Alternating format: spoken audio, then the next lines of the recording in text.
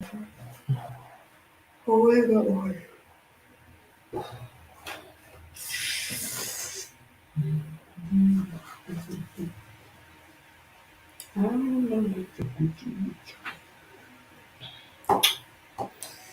All right, all right, all right, all right, all right.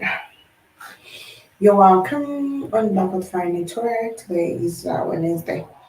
Of course, 20 minutes past 6 p.m. here in Kampala. Today is 31st of May to 2023. And, yeah, I've not been coming live, I guess, since Friday. Yeah, I wasn't feeling fine, but I'm fine. I'm here now. So, let's just dive right into our topic. A lot of people have been questioning themselves, like, why are Africans a threat to the Bazungu? Why do the Bazungu actually act like they're so frightened from the beginning of everything? Not only today, but from the beginning, because it was because of their fear that they wanted to colonize Africa. It is because they were so afraid of the Africans that they wanted to scramble and partition Africa. It is because that they're afraid of Africa that they had to introduce, democracy and their kind of leadership. It is because they are afraid of Africa that they are not so much, that they focus almost everything they got into Africa. Yeah, we see Bazungus have colonized a lot of people. And they have also colonized the Indians, by the way. But we've not seen them exercise a lot of strength when it comes to the Indian people. Okay. The Indian people still practice their culture freely, tradition freely, and also their beliefs, their religions. We know those who believe in Lord Krishna and those who believe in, they have got a lot of gods in India. So you can see they did not really impart a lot of religion on the Indians, even if we see Christianity and also Islam coming to India, it was not as terrifying as it was when they were trying to spread their so-called religion down in Africa. And that's why in India it was okay for you to either believe in whatever religion you want, but of course they also introduced their religion. And that's why we don't see a lot of Indians now. A lot of Indians have not, uh, they have not rejected their culture, they have not rejected their tradition, because the main thing, which is, of course, religion, was not enforced on them. It was on their will to, of course, practice whichever religion they want. Though they also experienced a little bit of segregation, but it was not as tough as it was in Africa. It was a purpose. Religion was a purpose that they needed to fulfill down in Africa. And actually, religion has actually it has served its purpose, because we cannot talk about everything concerning Africans neglecting who they are and we do not involve religion.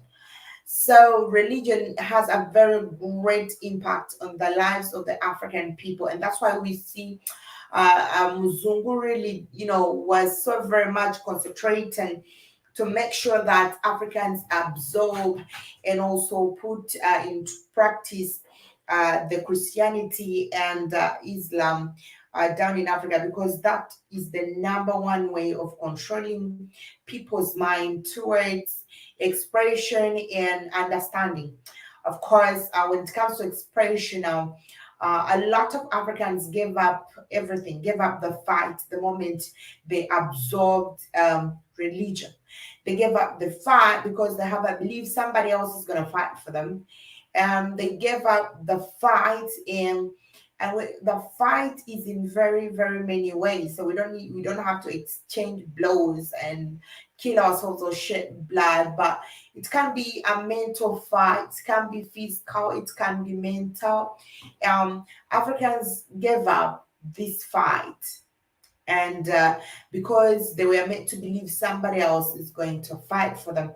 So this is one of the symptoms, the signs of, when somebody is so scared of you, they try so very much, at least to make sure they drift you off the road, or probably make sure that um, they cage you because you are afraid to them. Now, those are the signs that show that Africa is a threat. Another sign is that you see, there is that the need for them to exhibit their power when it comes to Africa. Their need to show us that, without us, you are nothing, is another psychological, actually, technique they use on Africans, simply because they know that if these people wake up to realize that they can do away without us, we may lose them. So they put it in the minds of Africans that, without us, you cannot be anything. And that's where a lot of Africans get it wrong. They only believe, we are not only living because of Mzungu, and if we do away with, Mzungu, we may have issues. Recently, I was reading some Twitter replies on a comment, where, of course, the president of Uganda signed the LGBTQ law, and a lot of people were like, we are going to die of poverty. You are signing this for us, the poor people. We are the ones who are going to go through it a lot. So it is true that Africans believe that without the UN aid, we are nothing. It is true that Africans believe that without Mzungu, they are nothing, actually. You'd see a lot of grown-ups, actually, people who I would expect to be intellectuals, also commenting like, now that the United States is withdrawing its aid, I mean, where are we going to go? And who is going to fight for us? And who is going to stand for we, the black people? All the bazungus that are rejecting us because we have refused to embrace homosexuality and all that kind of things, right? So I just looked at it, was like, okay. So most of the black people in Africa really believe that without a Bazungu, they are nothing. They don't know it's the other way around, that without black people, a Bazungu is actually nothing. For us, we can do a lot without them. A lot without them. That's if we unite together and, have common goals on a common ground. So I so very much believe that we can be greater. But a lot of people do not believe, a lot of Africans don't believe this, because their mind was meant to believe that without a Mzungu, you are not anything. So um, we are very, very much viewed as a threat because, first of all, we are rich in resources. We are rich in resources. With these resources are they are the genesis of everything. And these resources are the reason as to why every Muzungu was scrambling and wanted a piece of Africa. This is the reason as to why they wanted to occupy every part in Africa, even till today. That's why all their UN missions are about Africa. Even the New World Order plan basically has the biggest interest in Africa. So the resources that Africa has made Africa, a number one, target for the bazoon. And of course, if you have the resources, that means you're rich. And if you're rich, that means you have the powers to control everything. That means you have the powers to control these bazungus. So they knew if we do not put our involvement in Africa, or if we do not try to suppress these people in one way or the other, they may end up controlling us. And for the biggest fact that Africa is the origin of man. Now, they still so scared that Africa is the origin of man. There is probably a thought that maybe every man will go back, everything will, transform back to its originality. And that's why every piece of human on earth has a piece of Africanism in them. Every piece of human on earth has a piece of Africa in them. Yeah.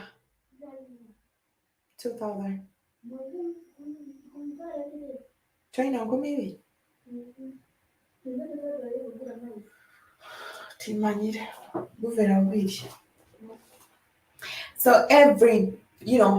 So the fact that Africa is the origin of man, or the oldest human people, we are the oldest humans, we are the oldest people on earth with the oldest civilization.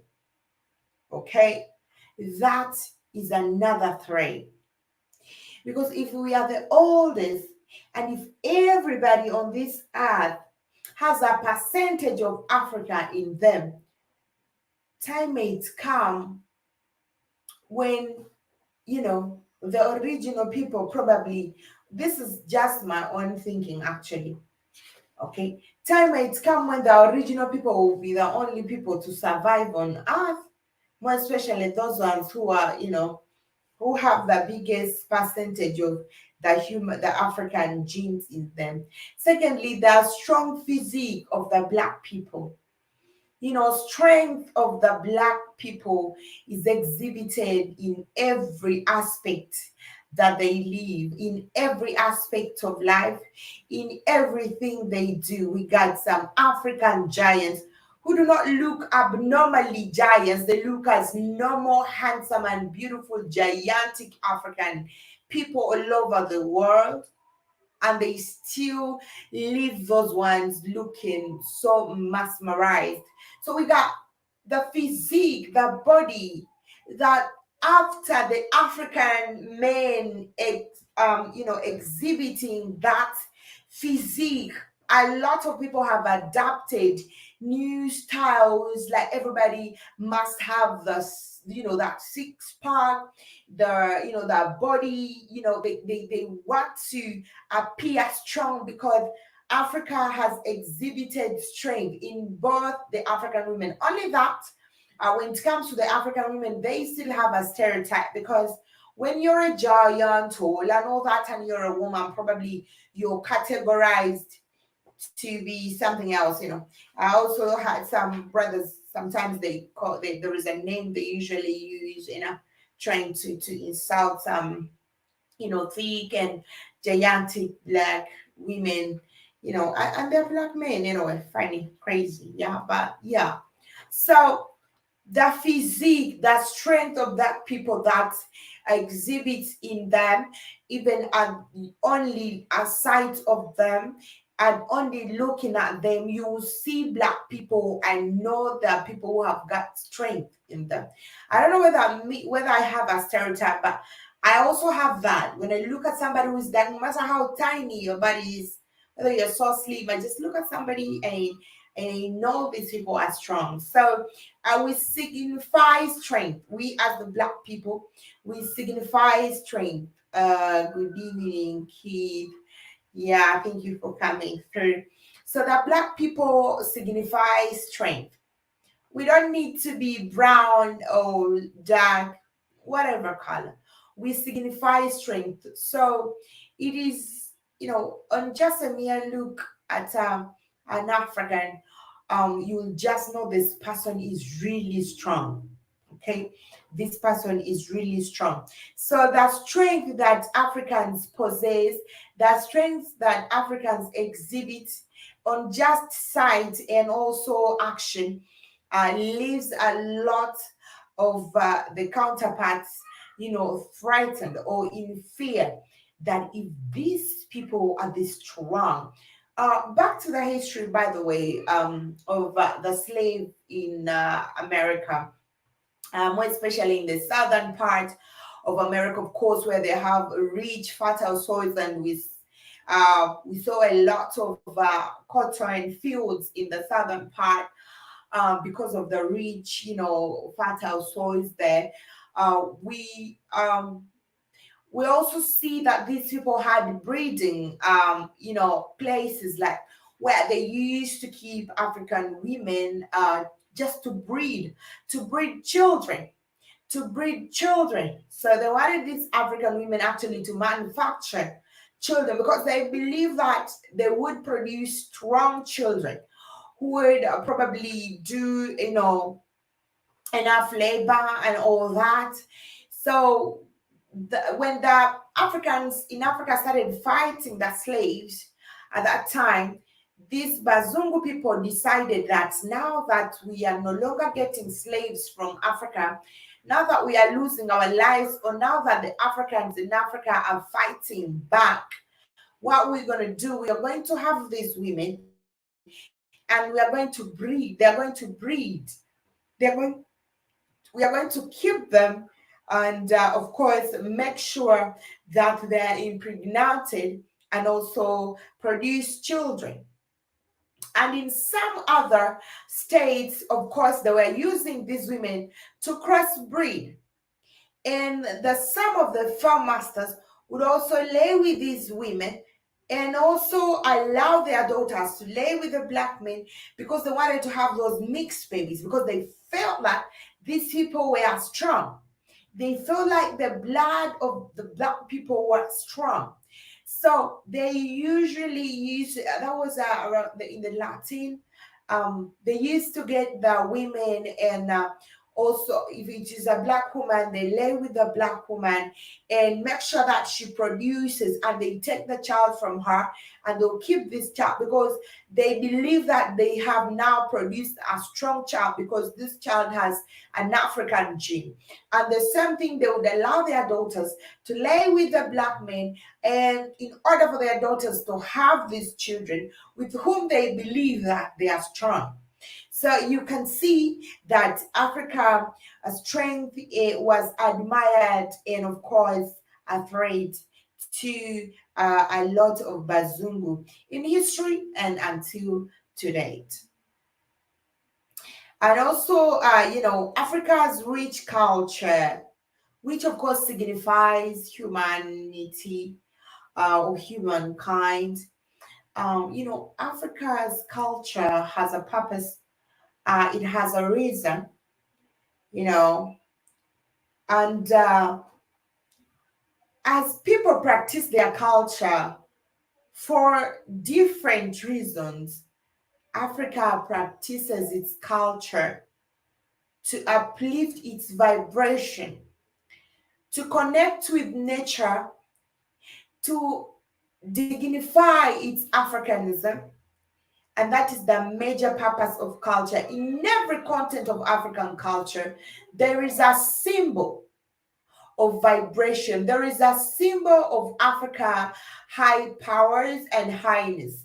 Now, this is one of the things, and actually that's why in many cases we see that they are trying so very much to make Africans neglect their culture. They are trying so very much to make Africans neglect their culture, because the moment you neglect your culture, you're lost. Culture is your root. Culture is your legacy. It is your symbol. It is you. It defines you as a person. Now, if you neglect your culture, that means you want to turn to somebody else. That means you're neglecting what really identifies you. Because in Africa, culture identifies. And that's why you see somebody will talk about the Bantu people, you'll realize that, what? No, you realize that the Bantu people communicate in the same way, or their culture is a little bit similar. So you see, culture signifies the black people, and also It identifies the Black people. Now, that's the major reason as to why we see there is a lot of culture distortion on the mainstream, straight from the culture dances to marriage ceremonies to a lot of entertainment stuff. There is a lot of distortion. Like culture is changing its course. Um, with African culture, probably, or communication of culture, which at times is through dancing and all stuff. So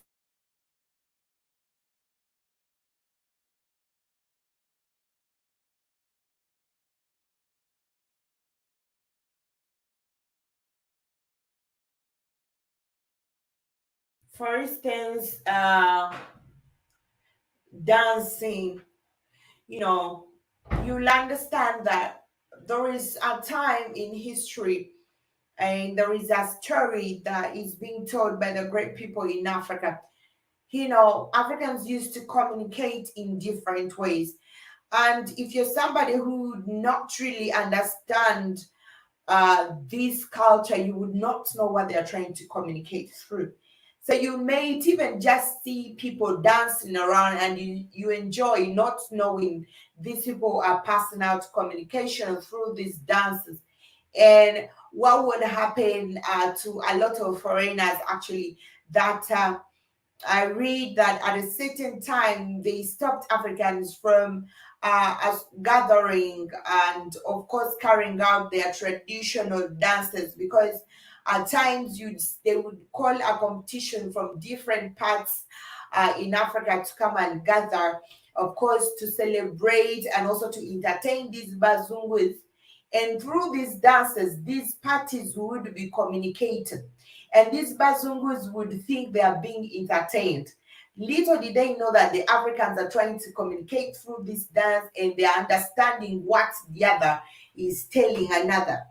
And until I guess, of course, traders everywhere, they were told that, these people, this something like this happened to you simply because these people were communicating when they gathered at the village square. That's how they, got together and fought you, something like that. So African dances were also prohibited by these bazungus for some good time. So Africans are also bright.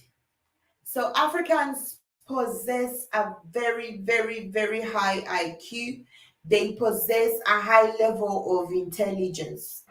Yes, I know we start looking at the great Africans who did a lot of great things, you will not see the line of Black people. But we all know Black people invented a lot of things. The phones, this house, the landlines, in line, in the calculators, and a lot of things. Black people invented these things, but you will never hear we invented the operation, the C-section stuff for women to deliver safe babies. We did that. Mathematics, of course, Africa. The doctors of science, Africa. So all these things, though the world will not tell Africans that they did this, but they know that we're too smart. They know that we are smart and we possess a high level of IQ. And that's why I said at a certain time, there were no Africans who were allowed in manufacturing factories. All the Africans at that time were put at the end of production, actually. There were no Africans in companies that were allowed to stay at the front. That's at the stage of manufacturing because they knew Africans possessed the ability to look at something and do it within a shortest time. They look at something and learn it. You don't need to shout about something. An African, somebody who will look at something and just within some few seconds will produce something which is even better than what you have produced. So, unfortunately, our government does not really support entrepreneurship. It does not support innovation because, of course, we know they are puppets and they are controlled, so they cannot support innovation. And because innovation is the fast step to economical success, so we're supposed to be importing stuffs from Bazungu. And so if we start innovating things on our own, we may go through, the Bazungu, we may neglect them. So we have to get glued to them, and if we start innovating our own, that means we shall be able to put use to our resources without taking, our raw materials somewhere else, so we can produce the things from home. So that puppets in Africa are also being used as people to prevent Africans from innovating and doing, stuff. But if I know in a lot of factories, maybe nowadays they're allowing Africans to be around, but years ago there were no Africans who were allowed to be at the first stage of production in factories, because they knew these people would look and imitate, they would look and learn what they're doing within a short time. They used not even to allow Africans to cross. Africans were always somewhere else in the factories because they were so scared of the Africans' intelligence, and hence keep them that far. To the another is the African's genetics. The African genetics is a thread that we see today. Africans genetic revolves. Africa genetics keep on growing. It grows every second. Africa genetics changes with nature. It changes with everything around it. Africa's genetics is something that is not so very constant, and it is a threat. It maneuvers through a lot. That's why at times we get all these diseases, dumped down in Africa. But the moment our body starts to identify this, we develop a mechanism that tries so very hard to rather embrace the sickness than allowing the sickness to kill us. And that is a threat, actually, because if someone's purpose for you is to wipe you out, and then the methods this person is using again is the method you are absorbing to have the fighting techniques and also improve on yourself, then that is a shame to whoever is trying to create this mechanism. So these people are always, that's why every single day, we the Black people, we are sleeping. We are actually sleeping, but those people are never asleep. They are not sleeping. They are thinking about us 24/7. They are thinking about us every second, every time. They are thinking about what to do to the Black people. What are we going to do to the Africans in Africa? I mean, what should we do? So as we sleep, they don't. They bring their time, of course, like look at their watch. You have to eat at 1 is when it's lunchtime. At 10, it is also another sign of controlling you. For them, they are not really following that eat at 1, come out at 10, go and do this at this, come at office at this, and that, but it is us who are following that. And of course, at night, you must be sleeping. You have to sleep at this time. So you go to bed to sleep. They are not sleeping. They are cooking. They are planning for you as an African, for you as a Black person all over the world, as you are sleeping, because they told you you're supposed to sleep at night. So you can see our genetics is the number one threat. It is a threat. That's why you see in the stories of a lot of barbaric leaders, they really feared Africa's genetic, because no matter what you do, if you lay with a Black woman or if a Black man lays with a white woman, there is no way your genetic will not appear in that child's blood.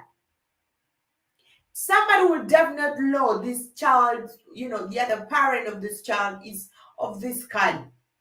Definitely an African person, because our genetics are very strong, to the point that some of them are so scared that, we may lose the world to the Africans. We may lose the world to the Africans. Actually, we are the strongest survivors. In Africa, it is always survival for the fittest. And we know they taught our bodies this. Now, if whatever, now I want you to look at, like, if everything they have ever dumped to Africa was to be dumped to them, do you think they would still be living? If Ebola was to come to the Mzungu land, do you think a Mzungu would be living? You have seen what COVID-19 did.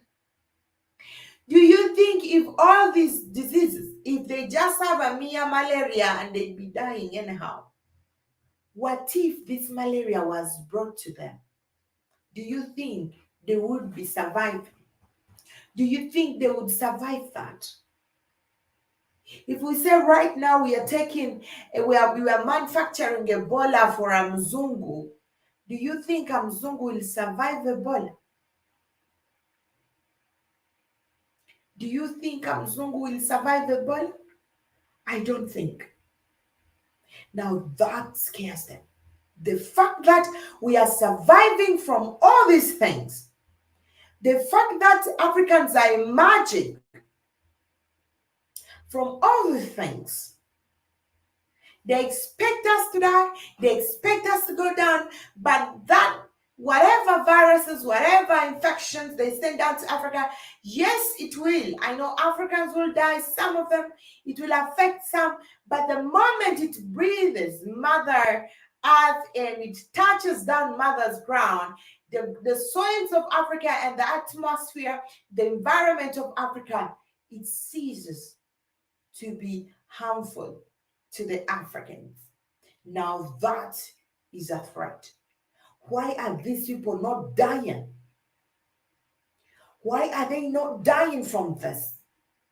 Why do they maneuver? How do they get the mechanism to fight this?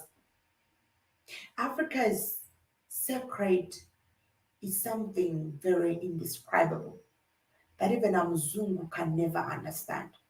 Like I said, I am you may carry, like, let me say me, you do some tests with me for some time, and my body and my genes and my aunt genes and everything about me will react according to the environment where you have put me at that time. And that's why it is very hard for you to study African genes.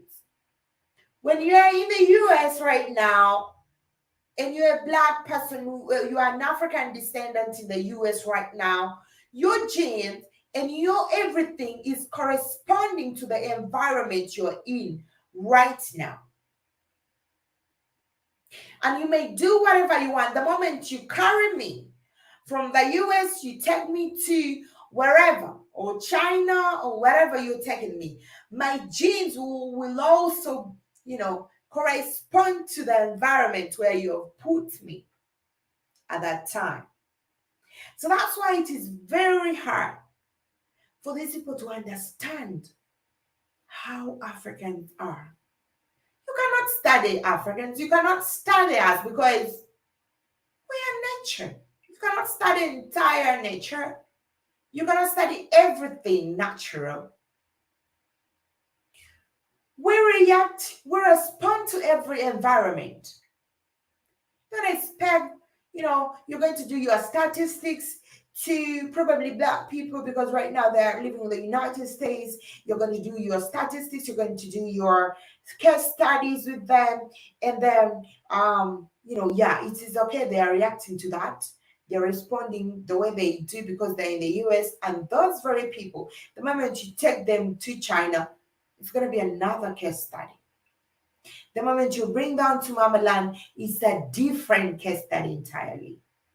The moment, that's why we are able to maneuver through a lot. Because we, as the African people, we are everything and we are everywhere. And that is a threat. You know, it is a threat to the Bazungus because we are rich, we got resources. If we do not, you know, if these people realize that they are this rich, the moment they step away from, our cage, then we are doomed. We cannot do away without Africa. So they have to make sure they keep you caged. In a cage where you think you're free. In a cage where you think you have peace. In a cage where you think you have freedom. In a cage where you think you have, oh, I have my rights as a human. To even human rights work for the Black people. I don't know. Because I'm not seeing them more. But that's it. Unless they keep you in that cage, you may wake up. They are not so afraid that you're going to fight. It is not about you fighting. It's not about Black people folding their palms, feasting and punching people. It's not about you getting up, getting missiles and guns and fighting, whatever. They're just afraid. Because the moment you break through, it is the end of them.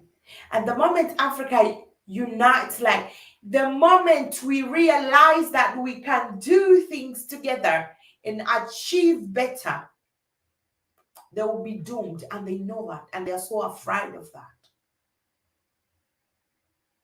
We have seen a lot of great Africans who have exhibited,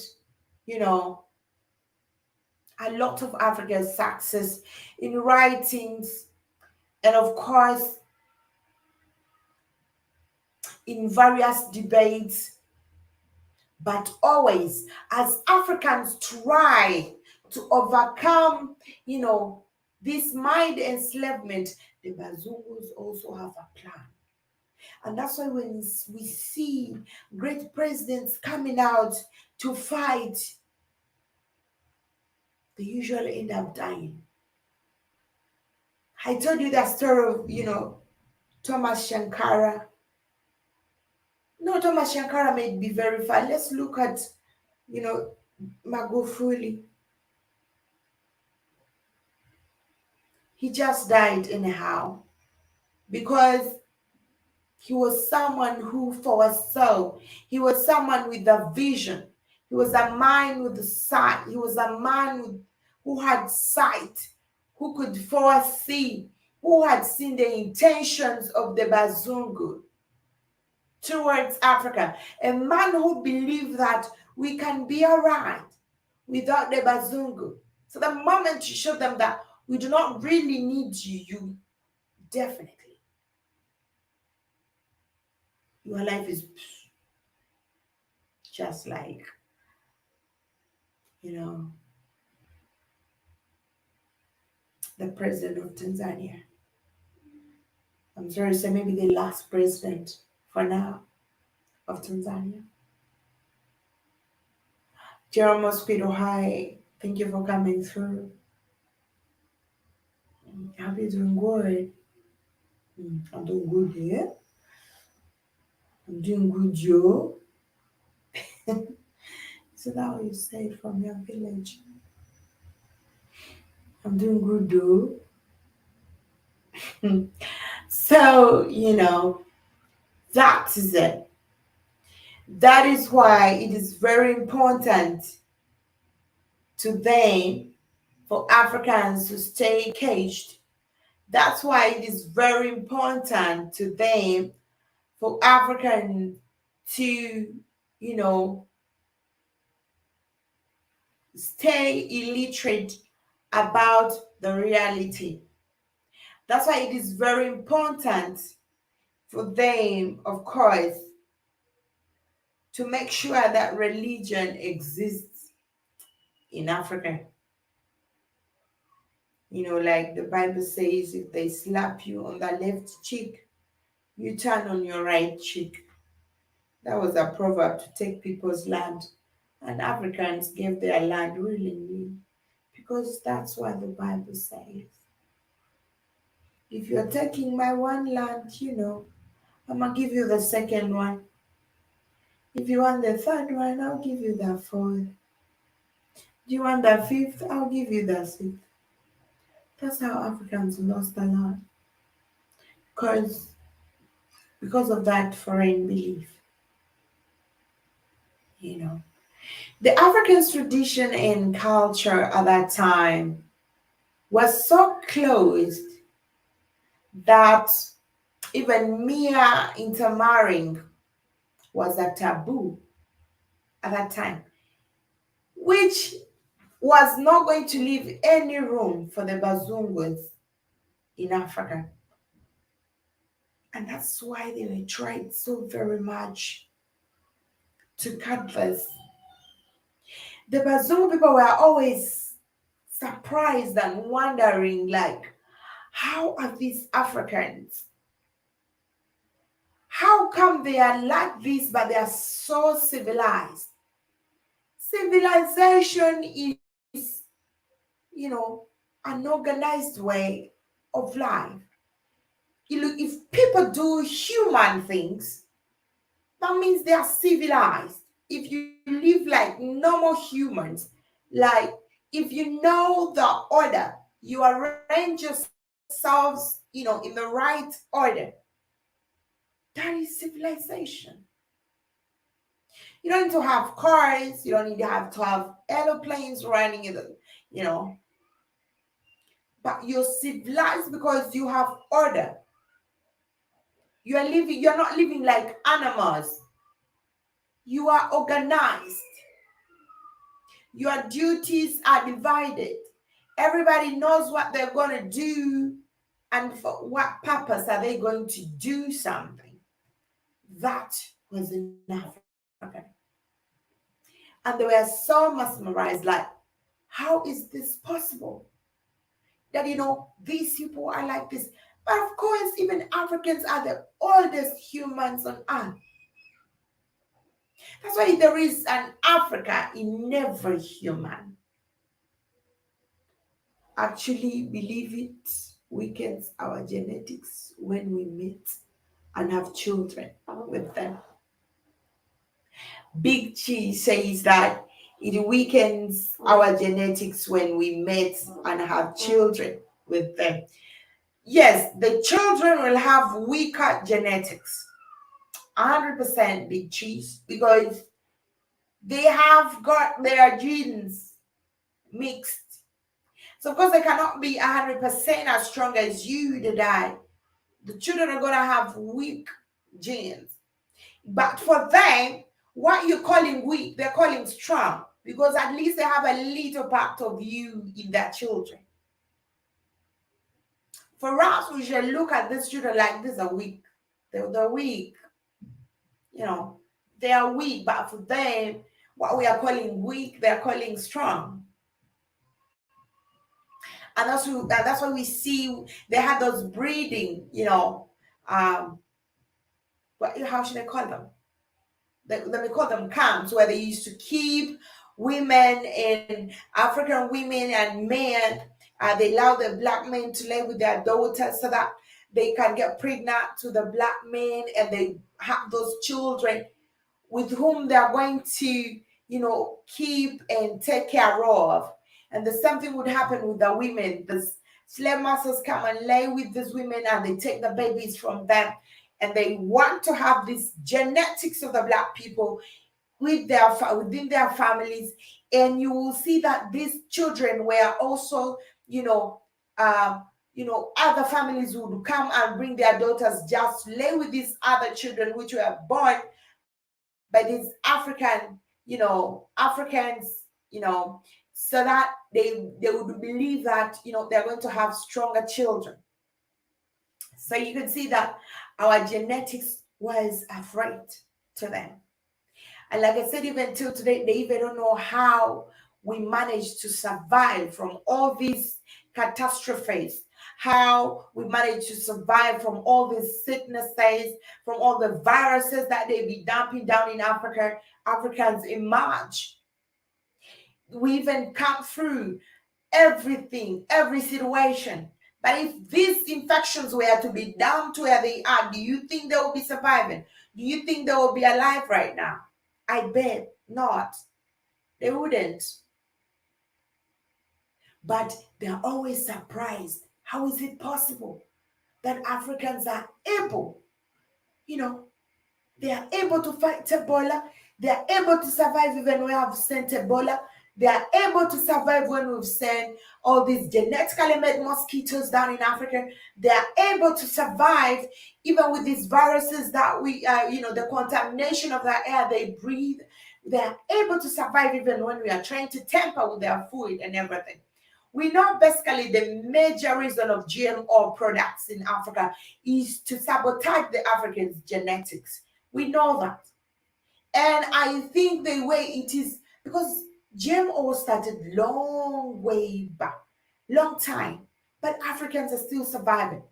Though we are seeing Africans are starting to have a little bit of effect, more especially when it comes to those living in the urban areas, consuming a high levels of a lot of GMOs and non-organic stuffs.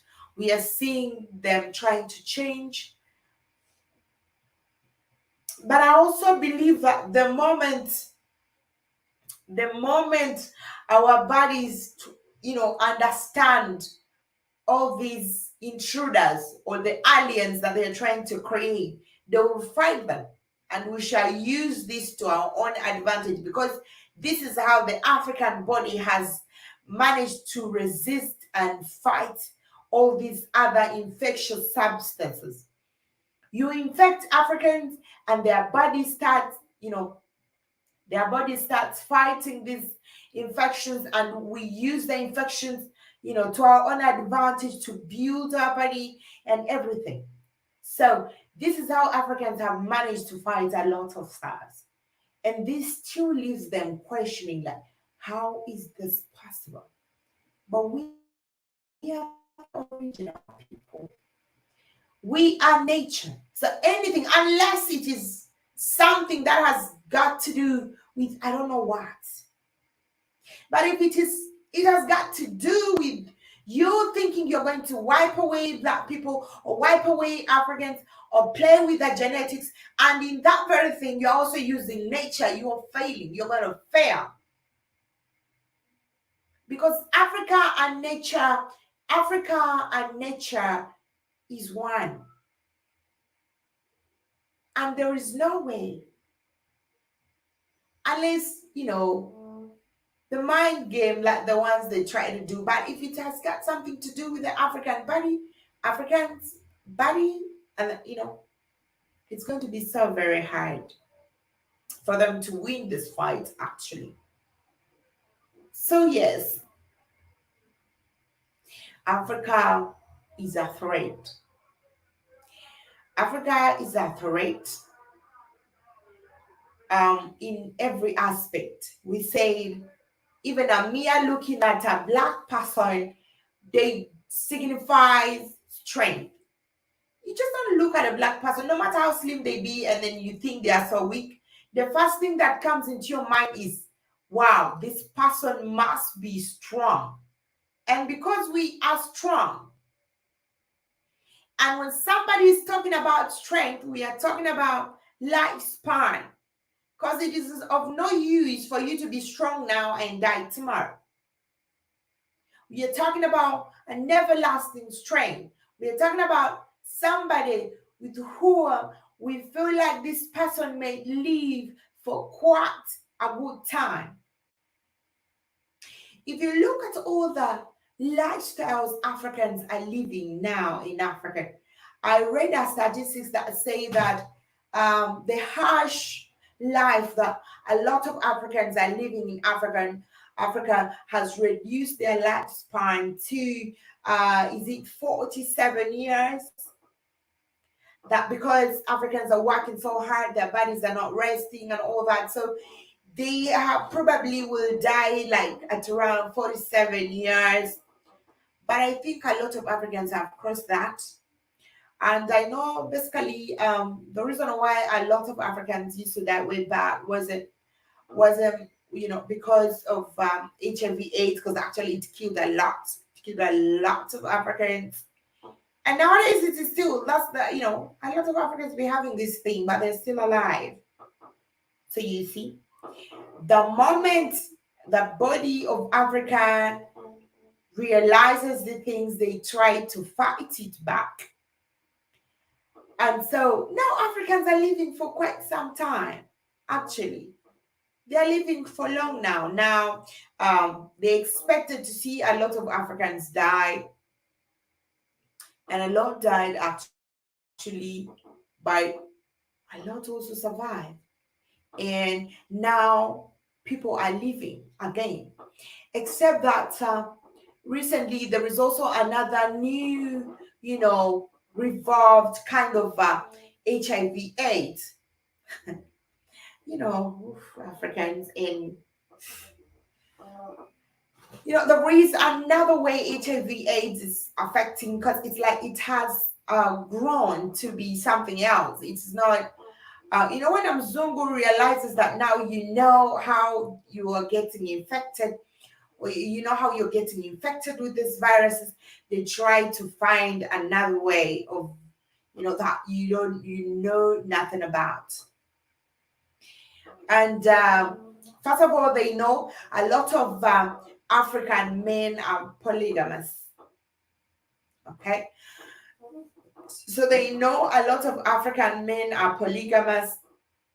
So all they do is try and create these other diseases that, even if a lot of Africans may try to avoid, very many may get affected, because if you give a man an infection and this man does not have a reaction over this infection, but when this man infects this to a woman, it reacts.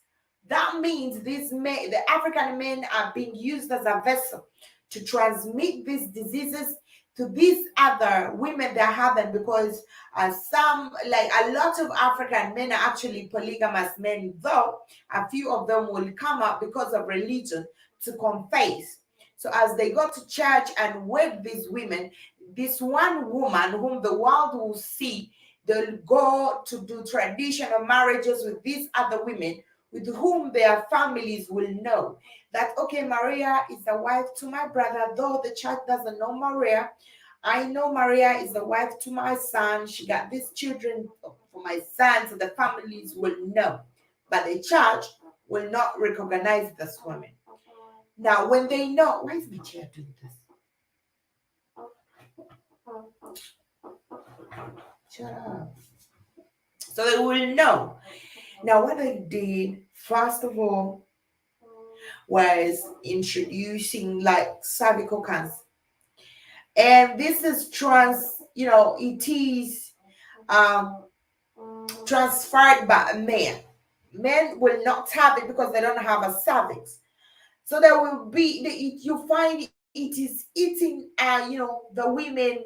And of course, because this, because now a lot of African people understand what HIV is. Then from there they'll bring hepatitis, and from there they will bring another disease. Actually, people haven't. I had people talk about this disease yesterday that is attacking people like HIV, and someone will have all the symptoms of HIV, but this disease does not basically affect men. But men are carriers. They carry this disease to the women now.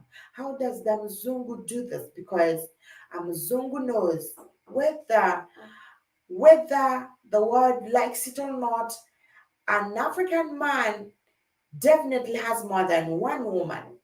So if we leave this man alive, if we leave this man not showing symptoms of a disease, if we leave him alive and we basically draft this disease for the African woman, what is going to happen? This man will be fine. He'll just go around. He's a polygamous man having probably like 4 women. And the moment he sleeps with the first wife, he gives that to the first wife. And the second and the third, and whoever the way this man is sleeping with. But this man will still remain very okay. But the women will be infected. So this is another technique that the Bazungus now have involved and they are using in Africa. Actually, it's a very, very scary for those people who are fan of doing jiggy jiggy here, because life is not going to be the same now. Women are looking at men like, are you safe? But of course, that is Mzungu. Thank you so much, guys, for coming through. Thank you very much for supporting Black Hot Fire Network. Keith, thank you so much. Thank you so much for coming through. Jerome Mosquito, thank you so much. Big Cheese, thank you so much for that great comment. Thank you so much for those who are watching and for those who watch my replay. Why is my chair doing this? Thank you so much, guys, for coming through. And for those who have to watch your replay, oh, Danny Harrison, thank you for coming through. Thank you for coming through. If white people see you as afraid, take it as a compliment. That means you are doing something right. That's Danny Harrison. Exactly. I agree with you 100%. That should be an advice and that should be a word of caution. Thank you so much, Danny Harrison, for coming through. It has been me, Africa Maria from Kampala, Uganda. Thank you for watching Black Hot Fire Network. See you tomorrow.